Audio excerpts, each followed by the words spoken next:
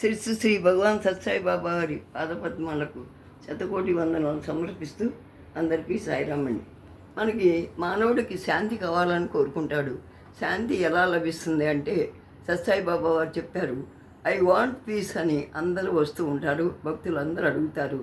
ముందు అయ్య అనే దాంట్లో అహంకారాన్ని గర్వాన్ని తగ్గించుకోండి, అప్పుడు కొంచెం శాంతి లభిస్తుంది.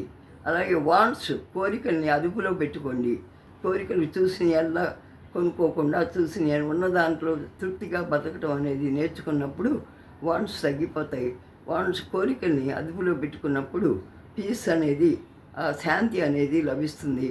మీరు ఎక్కువగా ఇతర మాటలకి ఇతర నిందలకి కృంగిపోరాదు, మరి పొగడ్తలకి పొంగిపోరాదు, గర్వం ఉండరాదు, మదం మాత్సర్యం ఇవన్నీ తగ్గించుకుంటే మీకు శాంతి లభిస్తుంది.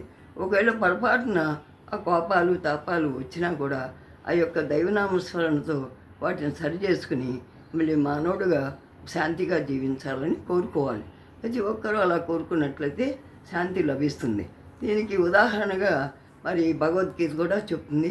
మరి ప్రతిదీ సర్వకర్మల్లో భగవంతునికి అర్పణ చేయి. ఇప్పుడు కుంగిపోరాదు, కష్టాలకు కుంగిపోరాదు, సుఖాలకు పొంగిపోరాదు. నువ్వు అనేక కర్మ సన్యాస యోగము, కర్మయోగము, జ్ఞానయోగము, ధ్యానయోగము అనేక 18 అధ్యాయాల్లో వాటిలోని నీతిని గ్రహించి మానవుడు తరించాలి అని చెప్పేసి భగవంతుడు అర్జునుడిని సరసాలుగా పెట్టి బోధించాడు. ఇంకొక విషయం చెప్పాలి అంటే ప్రణవానంద మనకి శ్రీహరి భక్తుడు జీరు స్వామీజీ శిష్యుడు అనుకుంటా. ప్రణవానంద స్వామీజీ ఏం చెప్తున్నాడంటే, మీకు శాంతి కానీ మరి భక్తి కానీ కావాలంటే తీర్థయాత్రలకే ఎలా అవసరం లేదు, దేవాలయాన్ని సందర్శించవసరం లేదు. ఒక తీర్థయాత్రకి వెళ్తాము మేము అక్కడే మా బాగుంటుందని మీరు అనుకుంటే ఓ పని చేయండి, ఒక చెరు దోసకాయని తీసుకెళ్ళండి, అది నీళ్ళలో ముంచి పట్టురండి. అన్ని నదులు వెళ్తున్నారు కదా, ఆ నదుల నీటిలో దాన్ని ముంచి తీసుకురండి. అది వచ్చిన తర్వాత దాన్ని కూర్చోడండి, దాని స్వభావం ఏమైనా మారిందా, చేదు ఏమైనా తగ్గిందా, తీపి వచ్చిందా చెప్పండి. అలాగే మానవుడు తన యొక్క మనసుని పరిశుద్ధం చేసుకోకుండా ఎన్ని తీర్థయాత్రలు చేసినా కూడా ఆ ఏం పుణ్యం లభించదు, శాంతి లభించదు. శాంతి కావాలి అనుకుంటే మనసుతోనే కూర్చుని ప్రతి పని మనం చేస్తూ మరి ఇతరులకు చూపిస్తూ ఆదర్శంగా మనం శాంతిని సంపాదించుకోవాలి. అయితే మానవునికి డబ్బు అవసరమే, సుఖాలను ఇస్తుంది శాంతి. మరి శాంతిని ఇవ్వదు కదా. మరి క్యాన్సర్, ఒక ధనవంతుడు క్యాన్సర్ హాస్పిటల్ని కట్టవచ్చు, కానీ తనకి క్యాన్సర్ వస్తే అది నయం చేయగలరా? హాస్పిటల్ నయం చేయగలరా? భగవంతుడైతే నయం చేస్తాడు. ఆయనకి శరణాగతి పొందితే ఆయనకి బాధలు తగ్గిస్తాడు, కనీసం తగ్గిస్తాడు. అది కూడా నయం చేయగల శక్తి భగవంతునికి ఒక్కనికే ఉంది. అయితే క్యాన్సర్ హాస్పిటల్ కొంతవరకే చేస్తారనుకో.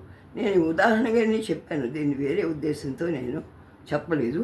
అయితే ఇది ప్రణవానంద గారు స్వామీజీ చెప్పినవి.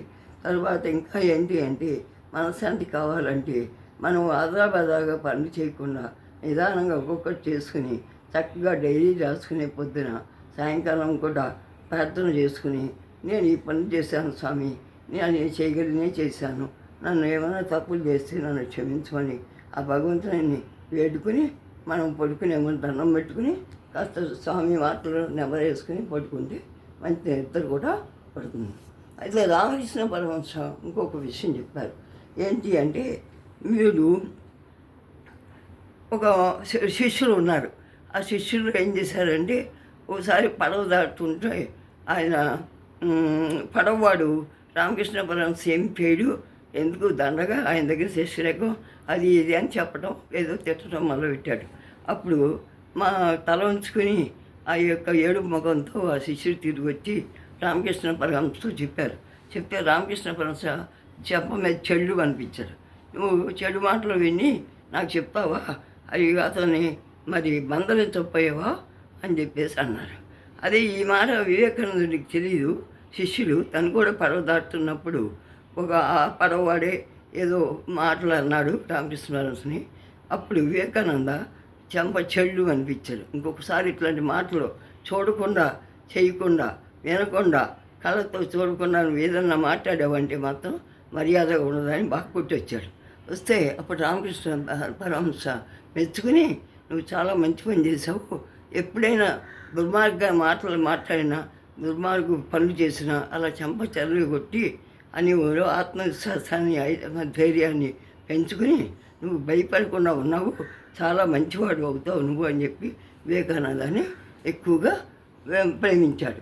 తర్వాత ఇంకొక ఆయన ఒక పర్వతాడుతూ మరి ఒక పక్కన ఆయన హరికదాస్ నామస్మరణ ఒక ఆయన పండితుడు చెప్తున్నాడు. సరే ఆ పండితుడు భగవంతుడు అన్యదా శరణం నాస్తి అని అనుకుని భగవంతుడి మీద శరణాగతి పొంది అన్ని పనులు ఆయనే చూసుకుంటాడు అని అన్నాడు. ఆ మాటను బట్టి ఆ నీటిలో నడుచుకుంటూ వెళ్ళిపోయాడు. అతనికి దారి ఇచ్చింది నది. మరి అదే ఆశ్చర్యపోయాడు. ఈయన చెప్పడం అని చెప్పాడు కానీ ఆచరణ లేదు. ఈయన దాటపోయాడు, ఈ పండితుడు మునిగిపోయాడు. కాబట్టి ఆచరణ లేని ప్రచారం వ్యర్థం.